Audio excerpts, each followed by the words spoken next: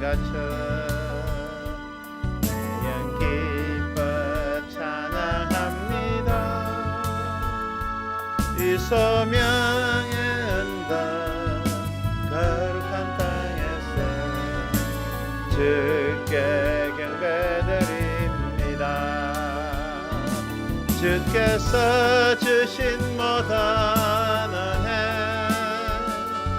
나는 말할 수 없네. 내 영혼 즐거이 주 따르렵니다. 주께 내 삶 드립니다. 오직 주의 사랑에 매여 내연 기뻐 노래합니다. 이 소망의 언덕 기쁨의 땅에서 주께 사랑드립니다. 오직 주의 임재 안에 갇혀 내연 기뻐 찬양합니다. 이 소명의 언덕 거룩한 땅에서 주께 경배드립니다. 주께서 주신 모든 은혜 나는 말할 수 없네. 내 영혼 즐거이 주 따르렵니다.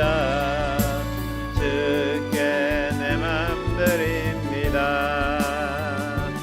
오직 주의 사랑에 매여 내연 기뻐 노래합니다.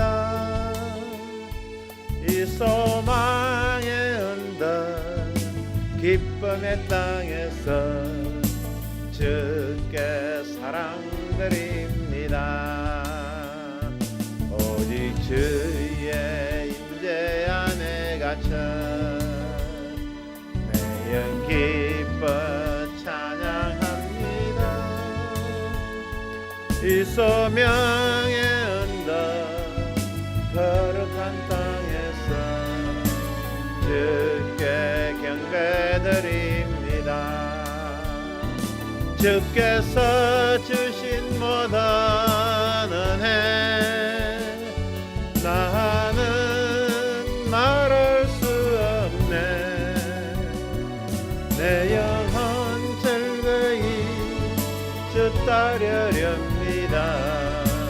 주께 내 맘 드립니다.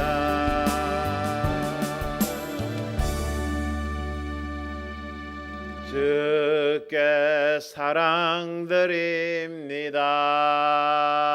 사랑드립니다. 할렐루야, 할렐루야. 오늘도 말씀을 쫓아서 주님 앞에 우리 사랑을 고백하는 그런 시간 되시길 주님 이름으로 축원드립니다. 할렐루야. 오늘은 요한계시록 15장 말씀 되겠습니다. 요한계시록 15장 말씀 1절부터 8절까지 우리 합독합니다. 또 하늘에 크고 이상한 다른 이적을 보매 일곱 천사가 일곱 재앙을 가졌으니 곧 마지막 재앙이라 하나님의 진노가 이것으로 마치리로다. 또 내가 보니 불이 섞인 유리바다 같은 것이 있고 짐승과 그의 우상과 그의 이름의 수를 이기고 벗어난 자들이 유리바닷가에 서서 하나님의 금은고를 가지고 하나님의 종 모세의 노래 어린 양의 노래를 불러 가로되 주 하나님 곧 전능하신 이시여 하시는 일이 크고 기이하시도다. 만국의 왕이시여 주의 길이 의롭고 참되시도다. 주여 누가 주의 이름을 두려워하지 아니하며 영어롭게 하지 아니하오리까. 오직 주만 거룩하시니이다. 주의 의로우신 일이 나타났음에 만국이 와서 주께 경배하리다 하더라. 또 이 일 후에 내가 보니 하늘에 정거장막의 성전이 열리며 일곱 장을 가진 일곱 천사가 성전으로부터 나와 맑고 빛난 세마포옷을 입고 가슴에 금띠를 띠고 내 생물 중에 하나가 세세 계신 하나님의 진노를 가득히 담은 금대접 일곱을 그 천사에게 주니 그 일곱 천사에게 주니 하나님의 영광과 능력을 인하여 성전의 연기가 차게 되며 일곱 천사의 일곱 재앙이 마치기까지는 성전의 능이 들어갈 자가 없더라. 아멘. 말씀 위에서 기도드립니다. 할렐루야. 하나님 아버지 사랑과 늘 감사드립니다. 부족한 영을 통하여 요한계시록 아버지 하나님 이 피 묻은 말씀을 풀어가게 하여 주심을 진심으로 감사를 드립니다. 오늘도 요한계시록 15장 말씀을 전할 때 하늘 문을 활짝 열어주시옵시고 위로부터 내려온 지혜와 지식의 말씀 피 묻은 말씀을 대언하는데 피 묻은 말씀을 대언하는데 부족함이 없게 하여 주시옵소서. 대언의 영으로 충만케 하여 주시옵소서. 성령이 나타나신과 능력으로 전하기를 원하며 예수 그리스도 이름으로 기도합나이다. 아멘. 할렐루야. 이제 7년 환란도 엄청나게 깊어지고 있습니다. 오늘 15장 1절 말씀처럼 이제 마지막 재앙이라 하나님의 진노가 이것으로 마치리로다 하고 기록을 하고 있습니다. 이제 마지막 일곱 대접 재앙을 정말 그 누구도 피할 수 없는 일곱 대접 재앙을 이 땅에 붓는 이제 그런 시가 도래한 것입니다. 그러니까 1절에 보면 또 하늘에 크고 이상한 다른 이적을 보며 그랬습니다. 하늘에 크고 이상한 다른 이적, 하늘의 이적이 보인다. 그건 무엇이겠습니까? 그건 아주 쉽게 생각은 됩니다. 이것은 해달별을 통해서 우리에게 이적을 보여주시는 거죠. 계시록 12장 1절에도 그렇습니다. 계시록 12장 1절에도 보면 뭐라고 했습니까? 하늘에 큰 이적이 보이니 해를 입은 한 여자가 있는데 그 발 아래는 달이 있고 그 머리에는 12별의 멸류관을 썼더라. 해, 달, 별의 이야기가 나옵니다. 그러니까 이것을 하늘에 큰 이적을 보인다고 하는 것입니다. 물론 영적으로 제가 해석을 해드렸습니다만은 먼저 중요한 것은 이때가 되면 하늘에 큰 이적이 나타나고 있다는 것을 깨닫고 살피는 저와 여러분들 되기를 바랍니다. 요즘은 스텔라리움이라고 하는 아주 과학적인 프로그램에 나와서 몇천 년 전의 별자리와 지금 또 몇백 년, 몇천 년 후에 또 별자리까지도 다 우리가 살펴볼 수가 있지 않습니까? 하나님께서 마지막 때가 되니까 진짜 영적으로 그렇고 과학적으로도 그렇고 정말 이런 프로그램도 주시면서 정말 성경에 기록된 하나님의 말씀이 정말 참이라는 것을 진리라는 것을 우리가 모든 방면으로 다 확증시켜 나가고 계시는 것입니다. 할렐루야. 그러니까 계시록 12장 1절이나 계시록 15장 1절에 하늘에 크고 이상한 다른 이적 보이는 것은 먼저 하늘의 해달의 별자리를 말하는 것입니다. 별자리를 말하는 것입니다. 그리고 그것을 이제 우리가 깨달은 다음에 먼저 이런 말씀이 우리에게 무엇을 의미하는가 영적으로 해석하는 그런 수순으로 들어가야 이 성경 말씀을 우리가 정확하게 우리가 해석을 해갈 수가 있는 것입니다. 그러니까 하나님께서는 처음부터 그러셨어요. 창세기 1장 14절에 보면 궁창에 광명체가 있었어 보니까 광명체가 있고 그 광명체로 하여금 징조와 일자와 사시와 연을 이루시라 보니까 광명체 해달별로 하늘에 있는 해달별로 하여금 징조를 이루시. 징조가 무엇이며 바로 예언이죠 보니까 그 해달별을 통하여 이 땅에 일어날 일을 예언을 해주시겠다. 바로 그 말씀입니다. 바로 그 말씀이죠 보니까. 그러니까 동방박사 세 사람이 아주 그냥 점성술 천문학에 능했던 사람들이죠. 이 사람이 하늘의 별을 보고 구세주께서 이 땅에 태어나실 것을 알고 참 먼 동방 땅에서 어디로 저 베들레헴 땅으로 찾아오지 않습니까 보니까. 할렐루야. 그러니까 하나님께서는 옛날부터 해달 별을 통해서 특히 별자를 통해서 이 땅에 일어날 일을 징조를 다 예언을 보여주셨죠. 그러니까. 그런데 요즘 예수 믿는 사람들이 별을 본다고 그러면 무슨 걸 미신을 보느냐 그렇게 생각을 하죠. 왜 그렇습니까? 별을 보되 하나님께서 이 땅을 향하신 하나님의 뜻을 살피면 괜찮은데 사람들이 원사단마귀가 별을 보는 것을 이상하게 점성술이라고 이름을 붙여가지고 사람들이 별을 보면서 전부 다 자기가 어떻게 될 것인가 자기 사업이 어떨 것인가 점만 치게 만들다 보니까 별을 보는 것이 바로 그냥 원사단마귀가 점치는 것으로 타락해버린 겁니다. 보니까 타락해버린 거죠. 그러니까 점성술이 되어버린 것이죠. 아니죠. 보니까 하나님께서 해달별 궁창의 그 광명체로 인하여 이 땅에 일어날 일을 정확하게 한치 오차도 없이 다 보여주고 계시다는 것을 깨닫는 저와 여러분들 되길 바랍니다. 보니까 뭐냐면 이 땅에 일어나는 것들은 이 땅에 일어나는 것 원사단마귀가 변개시키고 그냥 바꾸고 그냥 여러 가지 또 그냥 뭐가 곡해하고 그냥 해석을 다르게 만들고 여러 가지 많이 해요. 그러니까 거의 다 그렇지 않습니까? 세상은 다 원사담회가 때와 법도 다 변개시키면서 진리인 하나님의 말씀을 다 어떻게 바꾸면서 성경도 그냥 변개시키면서 예수 그리스도 이름을 지우고 있지 않습니까? 지우고 있지 않습니까? 그런데 하늘에 있는 것만은, 하늘의 해달별만은 원사단 마귀도 어쩔 수가 없는 것입니다. 저는 계시록 12장 15장을 보면서 이것을 깨달았을 때 정말 하나님께서 마지막 남은 징조의 예표, 징조의 그냥 사인을, 그냥 시그널을 정말 해달별을 통해서 보여주시는구나 하는 것을 깨닫습니다. 물론 스텔라리움이나 이런 것은 아주 좀 이게 다른데 능한 사람들이 다 살펴보시겠죠. 살펴보시겠죠. 그런 것을 참고하면 되는 것이고, 우리는 오늘 성경에서 기록하고 있는 것들이 무엇을 의미하고 있는가를 우리는 궁극적으로 살펴야 될 줄 믿습니다. 옛날부터 해달별을 통해서 어떻게 하고 있는가를 하나님께서는 믿음의 선진들에게 다 알려주셨어요. 욥기 같은 경우도 해달별을 통해서 하나님께서 역사하신다는 것을 깨달았죠. 욥도 동방의 선지자였지 않습니까? 깨달았죠. 욥기 9장 8절 9절 한번 보겠습니다. 욥기 9장 8절 9절.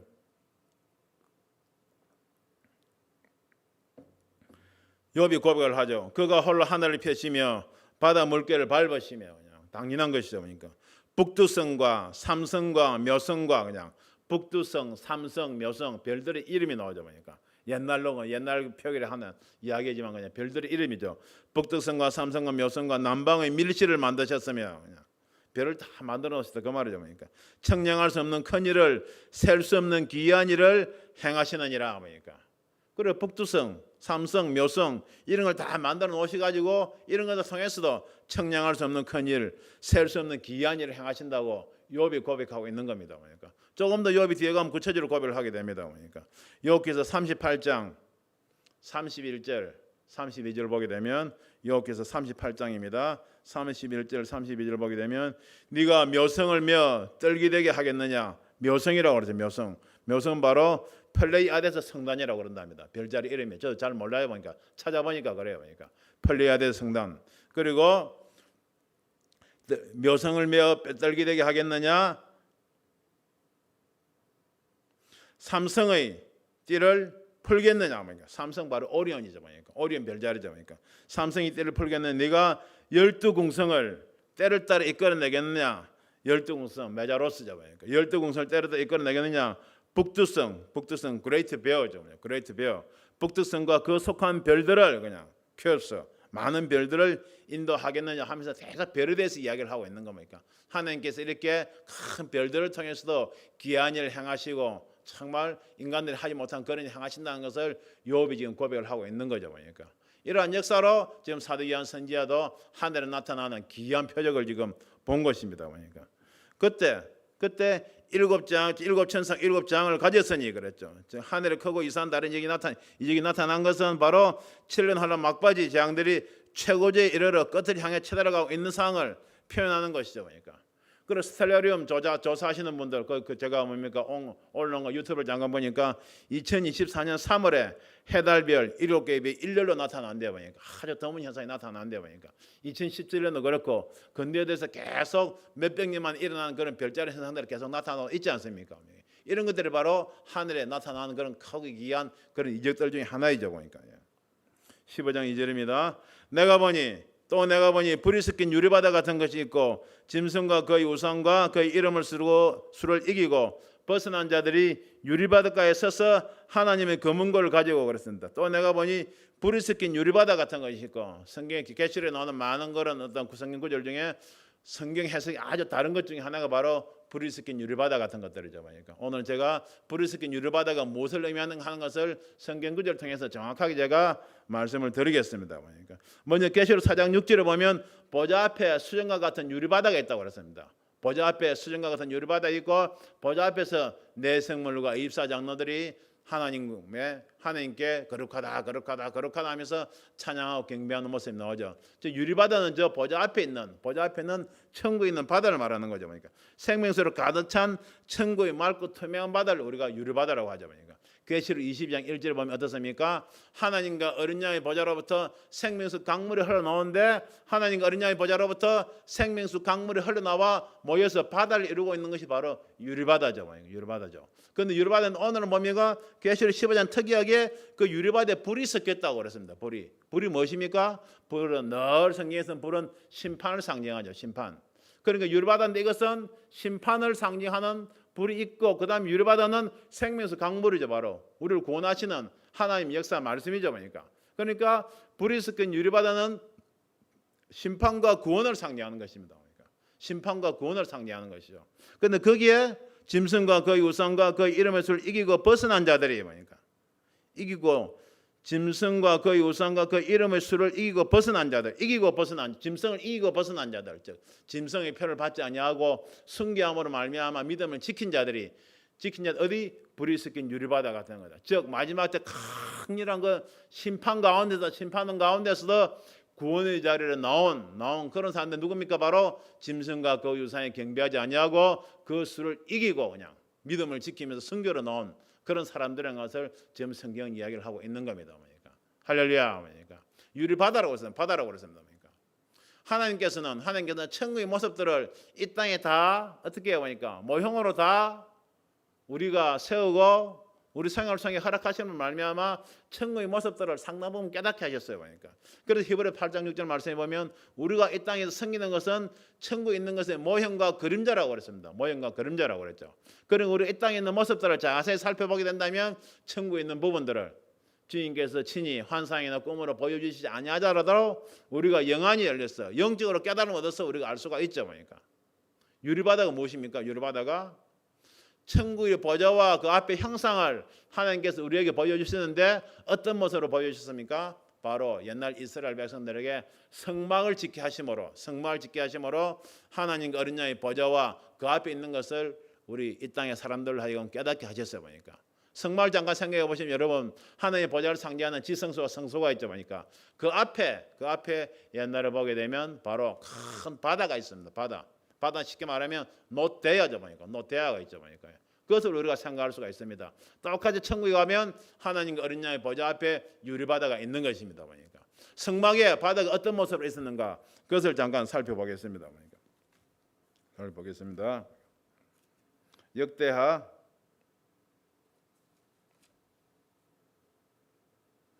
11기상입니다. 열왕기상 왕상 7장 되겠습니다. 7장.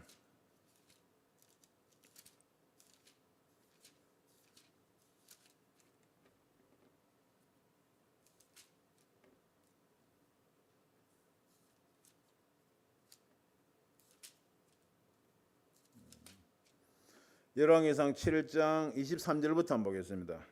23절부터 보니까 열왕기상 7장 23절부터 성전 기구를 만드는데 또 바다를 부어 만들었으니 이것은 여러분 아시죠? 성막에 들어가게 되면 먼저 번제단이 있습니다. 번제단에 불이 있죠.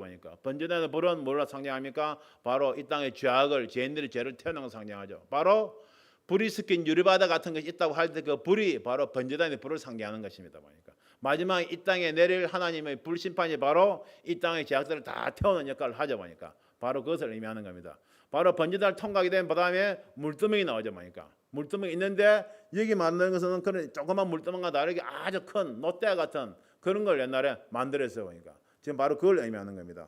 또 바다를 부어 만들었으니 이건 바다는 아주 큰 노대를 의미하는 노대야. 그 직경이 10규빗이요. 10규빗이요. 1규빗이 약 한 4-50cm 정도 되죠. 그러니까 10규빗 되니까 얼마나 크겠습니까? 한 4-5m 정도 되는 거죠. 그 모양이 둥글며 그 고는 5규빗이요. 주인은 30규빗 줄을 두를만 하며 얼마나 큽니까? 그 가장자리 아래에는 돌아가며 박이 있는데 매 규빗에 10개씩 있어서 바다 주위에 둘러서니 그 노대 주위에 박으로 다 두르고 있다 그 말입니다. 그 박은 바다를 부어 만들 때 2줄로 부어 만들었으며 그 바다를 12소가 받쳤으니 그 바다를 12소가 받치고 있단 말입니다. 셋은 북을 향하였고 셋은 서를 향하였고 셋은 남을 향하고 셋은 동을 향하였으며 바다를 그 위에 놓았고 소의 뒤는 다 안으로 두었으며 26절입니다. 바다의 두께는 한 손 넓이만 하고 그 가는 백합화의 식양으로 잔가와 같이 만들었으니 그 바다에는 2000밭을 담겠더라 보니까 2000밭 1밭은 보니까 제가 한 23리터 정도 돼요 보니까. 그러니까 2000밭이라고 하게 되면 약 한 45,000리터 정도 엄청난 물이 담기는 그런 커다란 놋대하자 보니까 이 놋대를 그냥 만든 것이 아닌 거 하나님과 어린 양의 보좌 앞에 있는 큰 유리바다를 상징해서 하나님께서 모세 선지자에게 이야기하셔가지고 성막 안에도 이런 커다란 바다 놋대를 만들어 놓게 하신 것입니다. 그 앞에는 바로 번제단이 있었죠. 그러니까 불 섞인 유리바다는 바로 이 번제단의 불과 놋대에 담긴 물은 어떤 데 썼습니까? 바로 제사장들이 번제단에서 일을 마치게 되면 바로 성수에 들어가기 전에 거기서 자기 몸을 깨끗하게 씻는 역할을 하죠 보니까. 그러니까 불이 섞인 유리바다 같은 것은 불로 이 땅의 죄악을 다 태우고 하나님 말씀이 물로 이 땅의 죄악들을 더 깨끗하게 씻어주는 것을 의미하는 것입니다. 그러니까 심판과 구원을 상징하는 것이죠.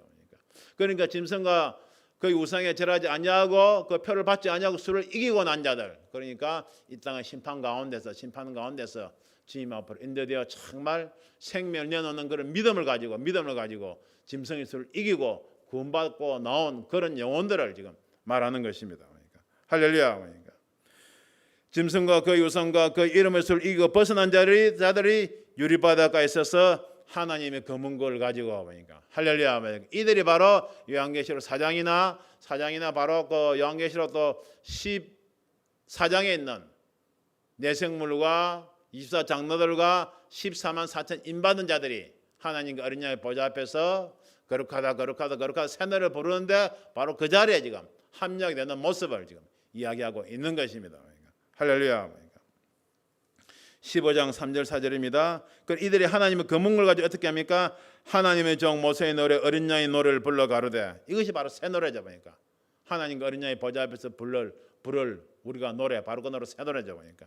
내생물과 24장로들과 14만 4천 인받은 자들을, 휴거된 자들 중에서도 주님이 보좌 가장 가까이 간 자들이 부르는 그 노래를 말하는 거죠.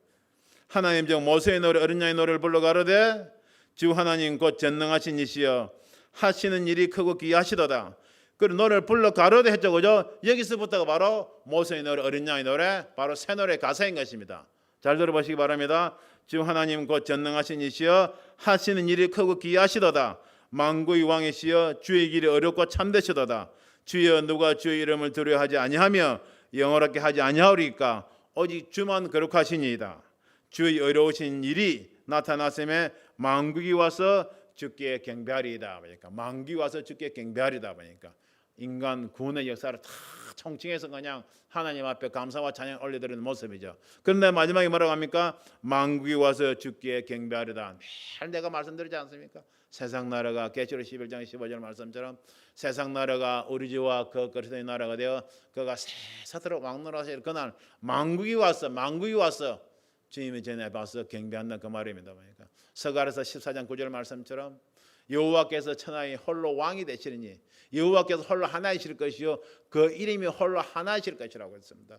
이사야서 32장 1절 말씀에도 보라 장차는 왕이 일어나서 의로 통치할 것이요 그와 함께하는 방백들이 공평으로 정사할 것이며, 그러니까 할렐루야. 그 예표로 다윗이 이스라엘을 통치하는 것을 보여주셨죠. 그러니까 이 땅에서 잠깐 있었던 일이고 장차 주님께서 머지않은 시간에 이 땅에 친히 지상재림하셔서 휴거 신부들과 함께 그리고 환난 가운데서 짐승의 수를 이기고 성교로 믿음을 지킨 이 지금 불스킨 유리바다가에 서 있는 이러한 또 순교자들과 함께 천년왕국을 다스려 나갈 것을 그대로 우리는 기록을 하고 성경에 기록을 하고 있는 것입니다.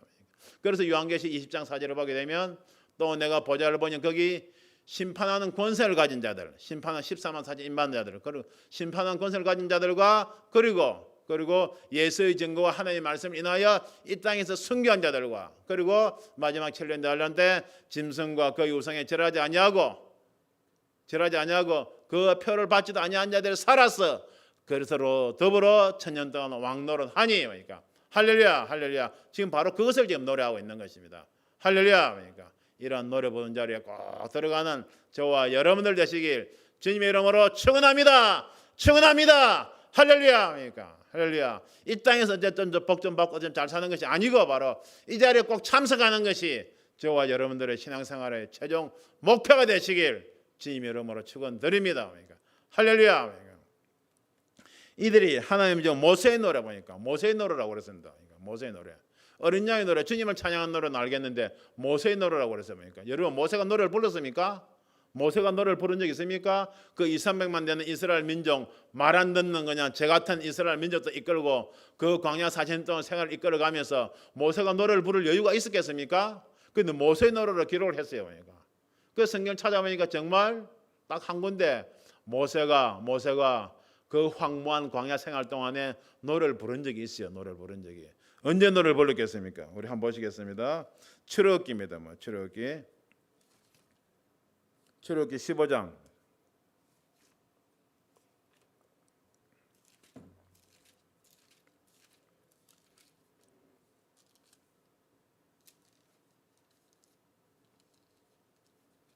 출애굽기 15장 1절입니다. 출애굽기 15장 1절부터 한번 보겠습니다.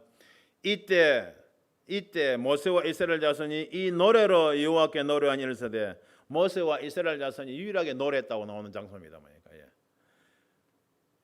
이 노래를 이때라는 것은 이때 불렀다고 이때는 바로 어떤 때인가 하면 바로 홍해강을 딱 건넌 직후입니다. 홍해강을 건너면서 바로와 그 군대들이 홍해 물살에 다 수장되는 것을 봤거든요.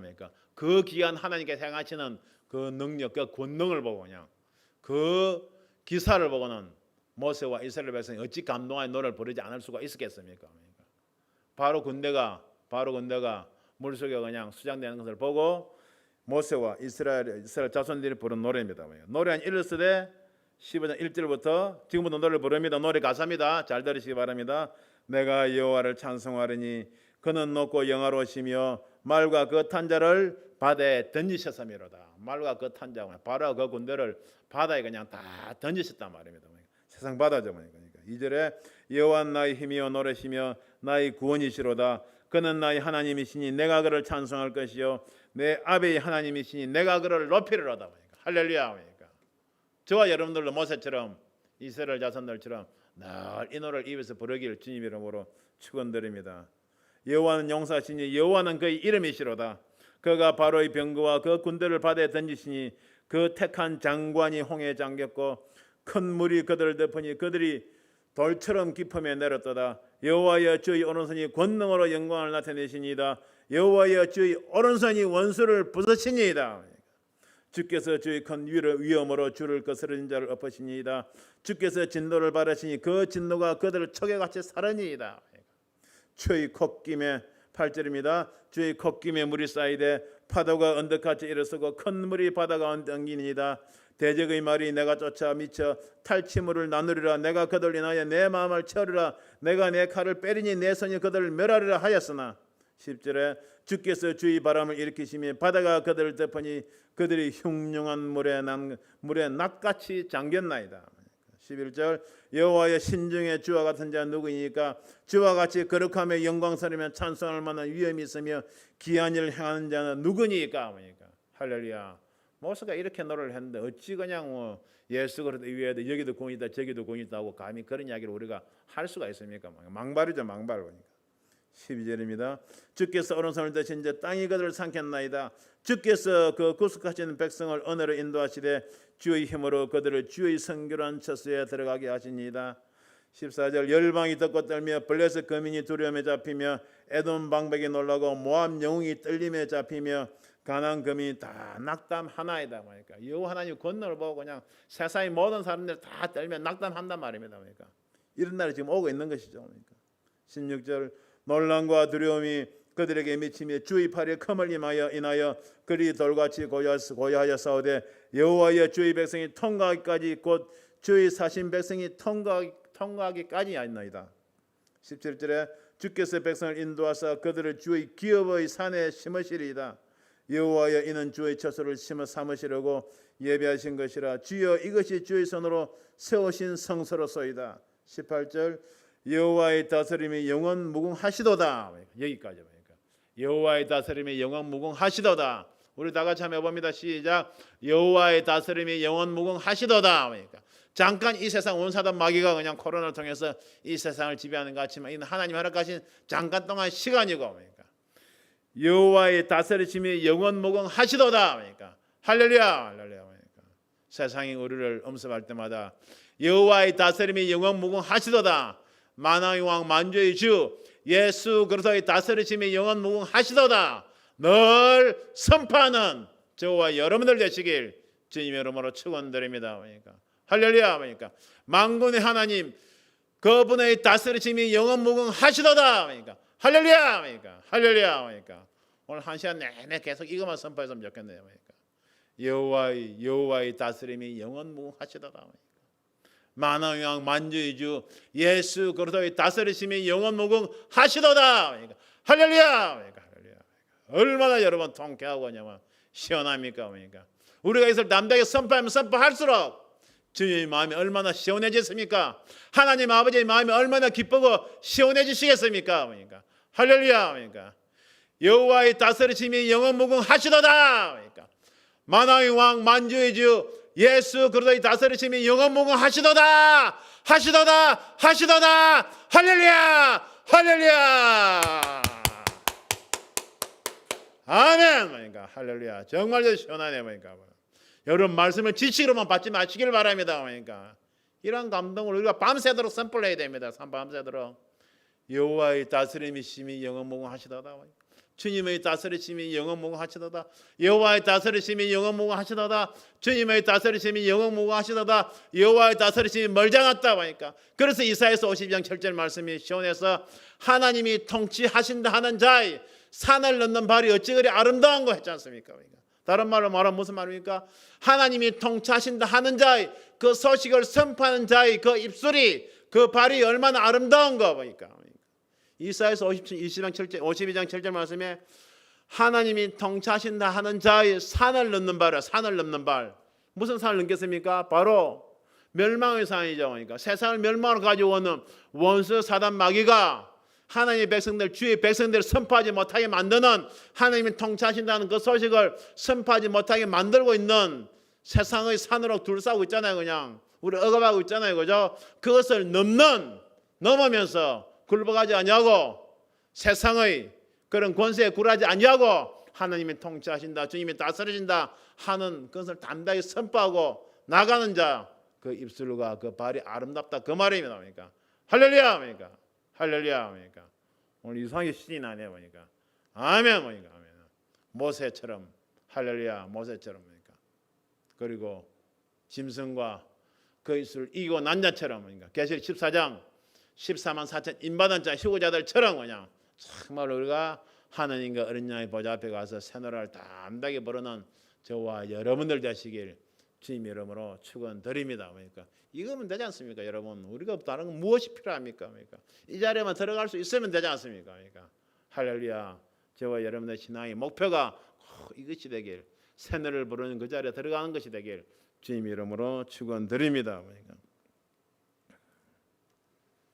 15장 5절 6절입니다. 5절 6절 또 2일 후에 내가 보니 하늘에 정거장막의 성전이 열리며 7장을 가진 7 천사가 성전으로부터 나와 맑고 빛난 세마포를 입고 가슴에 금띠를 띠고 있습니다. 하늘에 정거장막의 성전이 열린다. 정거장막 그냥 이단들이 많이 쓰는 말이죠.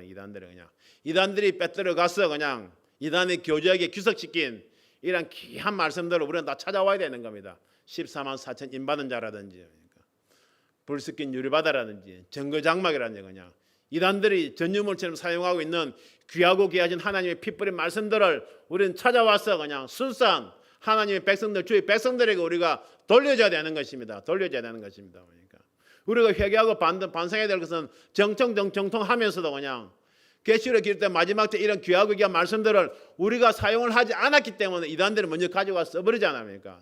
그것을 우리 주의 종들 회개하면서 이제 담대하게 그냥 14만 4천 인받은 자들 어떤 자들인가, 그리고 정거장막에 또 무엇을 의미하는가, 불스킨 유리바다는 무엇인가, 그냥 짐승의 표를 이기고 그냥 하나님 보좌 앞에 이뤄야 된다 하는 이런 말씀들을 우리가 담대하게 선포해야 되는 겁니다. 선포해야 되는 겁니다. 모르니까 이단들에게 다 빼앗기고 있는 것입니다. 우상들에게 빼앗기고 있는 것입니다. 그러니까 이런 말씀 볼 때마다 저를 비롯하여 정말 주의 종들이 마지막 때 이 예언의 말씀을, 피 묻은 말씀을 제대로 선포하고 가르치지 못한 것을 우리가 회개해야 될 줄 믿습니다.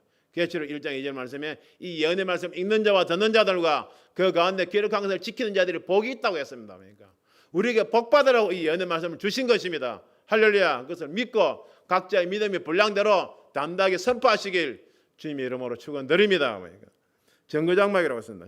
정거장 바로 하늘의 지성소죠. 성막이 있잖아요. 성막에서도 그냥 하나님 법궤가 있던 바로 그 지성소를 말하는 것이요. 그것을 정거장막이라고 하죠. 보니까 하나님께 계신 것이죠. 하나님 바로 쉽게 말하면 하나님의 보좌가 있는 것이죠. 그러니까 이것을 성막을 구약의 백성들이 이스라엘 백성들이 정거장막이라고 표현을 했던 겁니다. 그러니까 출애굽기 38장 21절에 보면 출애굽기 38장 21절에 성막 곧 정거장막을 위하여 그랬습니다. 그래 정거장막은 성막이 다른 이름이죠. 성막, 회막, 정거장막 그렇게 표현을 하죠. 그러니까 법궤, 언약궤 그죠? 이렇게 표현을 하듯이. 그러니까 또 민수기 17장 10절에 보게 되면 민수기 17장 7절에 보면 모세가 지팡이를 정거의 장막 안 곧 여호와 앞에 두었더라. 그러니까 모세가 지팡이를 정거의 장막 안 곧 여호와 앞에 두었더라. 바로 정거장막은 바로 지성소를 의미하는 것입니다. 영적으로 보면 하나님의 보좌를 의미하는 것이죠. 그러니까 즉 정거장막의 성전이 열린다는 것은 하나님 지시가 하나님 보좌로부터 이제 나오고 있다면 지시가 내려지고 있다는 것을 의미하는 것이죠. 마지막 요한계시록에서 구약에 나왔던 정거장막의 표현을 다시 쓴 것은 구약의 모든 역사도 영원하신 하나님의 계획하에 이루어지고 있는 것이라는 것을 의미하는 것입니다. 그러니까 여러분 신약 성경을 읽다가 신약 성경을 여러분들 읽어 나가다가 조금 이해하지 못하는 표현이 있다. 구약에서 찾아보게 되면 거의 다 있어요. 보니까 제가 불스킨 유리바다 같은 경우도 제가 구약을 읽어보면서 확실하게 그 의미를 깨닫는 것입니다. 그래서 구약은 오실 예수님의 이야기, 신약은 구약의 말씀대로 오셔서 걸어가신 이야기 그냥 바로 그 의미입니다. 쉽게 말해서 구약은 뿌리고 신약은 겉으로 드러난 줄기와 나무 열매죠. 보니까 그리고 우리가 구약을 알아야 되는 겁니다. 구약을 이스라엘을 그냥 역사서라고 한쪽으로 제껴놓지 마시고 반드시 여러분 구약을 읽으면서 구약에 있었던 그런 모습들이 어떻게 신약에 나와서 다 이렇게 주님을 통하여 겉으로 드러나고 있는가를 늘 살피시는 저와 여러분들 되시길 바랍니다. 그러니까 일곱 천사가 성전으로부터 나와 있습니다. 성전으로부터 나온 천사는 천사들 중에서도 아주 지위가 높은 그런 아주 뭐라고 할까요? 최고위급 천사들이죠. 보니까 이들이 하나님으로부터 내생물로부터 아주 직접적인 지시를 받고 이제 나오고 있는 것입니다. 그러니까 이들이 정거장 성전이 열리면 일곱 장을 가진 일곱 천사가 성전으로부터 나와 맑고 빛난 세마포를 입고 그냥 계시록 19장 8절에 보면 어린 양의 신부들도 옳은 행실을 의미하는 새까맣고 흰색 빛 많은 세마포를 입고 나가는데 천국에 다 천사들도 세마포를 입고 있는 모습을 알 수가 있죠. 그러니까 가슴에 금띠를 띠고 주인께서 가슴에 금띠를 띈 것처럼 그냥 그 밝기 크기는 다르게 밝기 정도는 다르겠지만 천사들도 가슴에 금띠를 띠고 있는 모습을 알 수가 있죠. 그러니까 가슴에 금띠를 띈다는 것은 금처럼 변치 않는 하나님에 대한 주님에 대한 믿음을 의미하죠. 바로 하나님 66권 말씀에 따라 정확하게 이루신다는 뜻입니다. 그러니까 축복도 저주도 재앙도 구원과 멸망까지도 하나님의 말씀에 따라 한치 오차 없이 정확하게 이루어지고 있다는 것을 하늘에 열리면서 정거장막을 그대로 보여주시는 것이죠. 그러니까 15장 7절입니다. 내 생물 중에 하나가 세세토록 세세에 계신 하나님의 진노를 가득히 담은 금대접 일곱을 그 일곱 천사에게 주니 그래서 내 생물을 그냥 하나님 보좌 가장 가까이에서 하나님과 어린 양을 섬기는 그런 영적인 존재들이죠. 그러니까 에스겔 1장에서 제가 말씀드렸습니다. 에스겔 1장 5절을 보게 되면 내가 보니 북방에서부터 폭풍과 큰 구름이 오는데 그 속에서 불이 번쩍번쩍하여 나오는데 그 속에서 내 생물의 형상이 나타나는데 바로 내 생물의 형상 동서남북 사방을 얼굴이 향하고 있는데 사람 같고 소 같고 독수리 같고 사람 같고 소 같고 독수리 그다음에 사자 같고 그랬다고 그랬죠. 그러니까 내 생물에게 하나님께 허락하신 다 영적인 권세가 있다는 것을 제가 말씀을 드렸습니다. 그러니까 하나님의 진노를 가득히 담은 것이라고 했습니다. 모든 성경이 하나님의 진노를 가득히 담았다. 이제 이 땅에 그 진노의 재앙을 부을 그런 기한이 시가 되었다는 것을 의미하는 것이죠. 하나님의 공의의 기준에 이 땅의 죄악이 그냥 정도가 다 찼다는 것을 말하죠. 정말 이렇게 되기까지 오랫동안 인내하시며 그동안 이루어오신 인간 경작을 이제 서서히 마칠 때가 되었다는 것을 의미하는 것입니다. 15장 8절입니다. 하나님의 영광과 능력을 인하여 성전의 연기가 차게 되면 일곱 천사 일곱 재앙이 마치기까지는 성전의 능이 들어갈 자가 없더라. 그러니까 성전의 연기가 차게 되면 그러니까 하나님의 영광이 가득 찬단 말이죠. 그러니까 신에서는 하나님의 성막 위에 그냥 하나님의 연기가 구름 기둥으로 가득 차듯이 그냥 하나님의 영광이 가득 찬다는 말이죠. 그러니까 기한이 다 차서 정확한 때에 맞춰 이제 심판이 이루어지고 있다는 뜻이죠. 그러니까 재앙이 마치기까지는 성전에 들어갈 자가 없다고 그랬습니다. 그러니까 이것은 이 재앙을 결코 돌이킬 수 없다는 의미죠. 그러니까 일곱 대접 재앙이 끝나고 7년 환란이 마무리되어야 비로소 구원의 3년 동안 완전히 이루어지게 되고 있는 것이죠. 그러니까 이걸 실제로 생각이 되면 심판이 집행되고 있는데 모든 것을 다 컨트롤하고 있는 그 컨트롤 타워 본부 역할을 하고 있는 것이 바로 그 성전이죠. 성전. 그 성경에서 아주 중요한 일이 이 땅의 마지막 대접장을 보는 아주 중요한 일이 이루어지고 있는 것이죠. 그러니까 그는 그곳은 함부로 누구든지 들어갈 수 없는 것이죠. 그러니까 그 일이 끝나기까지는 함부로 들어갈 수 없다는 것을 이야기하고 있는 것입니다. 그러니까 오늘 계시록 15장 말씀은 어떤 말씀입니까? 이제 7년 대환란 가운데 마지막 이 땅에 내릴 심판의 재앙, 대접재앙, 가장 극심한 누구도 피할 수 없는 대접재앙을 이 땅에 내리기 전에 잠깐 삽입장으로서 우리에게 불이 섞인 유리바다 같은 것이 있고 이 땅의 심판 가운데서도 그냥 짐승과 거기 우선에 경배하지 아니하고 그 표를 받지 아니하고 수를 이기고 나오는 자 구원받은 자들 있다는 것을 우리에게 보여주시는 말미암아 그냥 7년 대환란 가운데 떨어지는 그런 불쌍한 영혼들이라도 이러한 말씀을 보고 심판 가운데서도 극심한 심판 가운데서도 구원의 길이 있다는 것을 깨닫고 주님 앞으로 나오라는 사랑의 채찍의 말씀입니다. 할렐루야.